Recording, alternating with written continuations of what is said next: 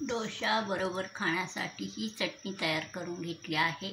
ओला खोबरा व डाळे मिक्स करून त्यामध्ये 2 हिरव्या मिरच्या घालून अद्रकचा 1 तुकडा, मीठ, साखर घालून अशा प्रकारे चटणी तयार करून घेतला आहे। आता हा पीठ मी डोशासाठी तयार करून घेतला आहे। 1 कप रवा, 2 चमचा गव्हाचा पीठ, 1 चमचा बेसन घालून मिक्सरमधून बारीक करून घ्यायचा। त्यामध्ये 1 चमचा मीठ घालायचा, 1 कप दही घालायचा, चांगला मिक्स करून घ्यायचा। थोडी थोडी पाणी घालून व्यवस्थित पीठ तयार करून घ्यायचा। 10 मिनिटं भिजायला ठेवायचा। तर 10 मिनिटांनी असा हा पीठ तयार झाला आहे। बेकिंग सोडा अर्धा चमचा घालायचा।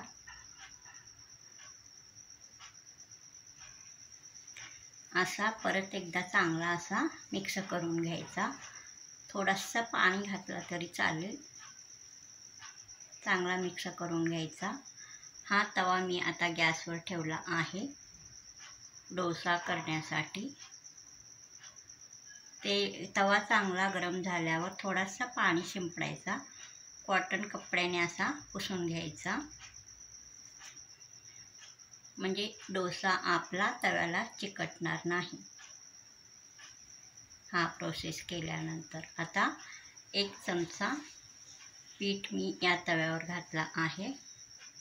अशा प्रकारे गोल गोल डोशाला आकार द्यायचा।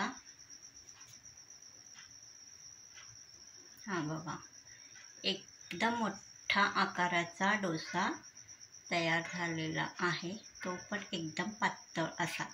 हा पेपर डोसा आपण तयार करत आहोत, रवा पेपर डोसा।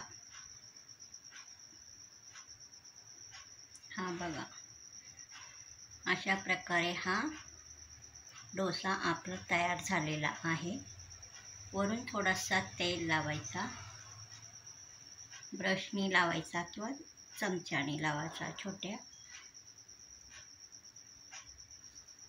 हा बघा, एकदम चांगल्या प्रकारे डोसा भाजलेला आहे। रंग एकदम छान आलेला आहे। त्यामध्ये 1 चमचा साखर घालायचा, येथे घातलेला आहे। त्यामुळे डोशाला रंग एकदम चांगला येतो। हा बघा, अशा प्रकारे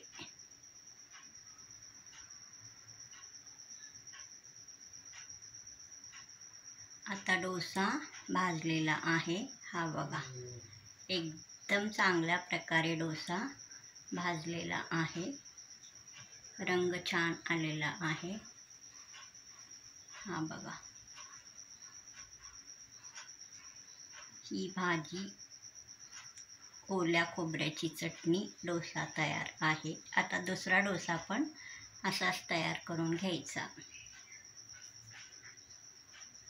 हा बघा, हा पीठ मी येथे घातलेला आहे तव्यावर। वरून तेल लावायचा,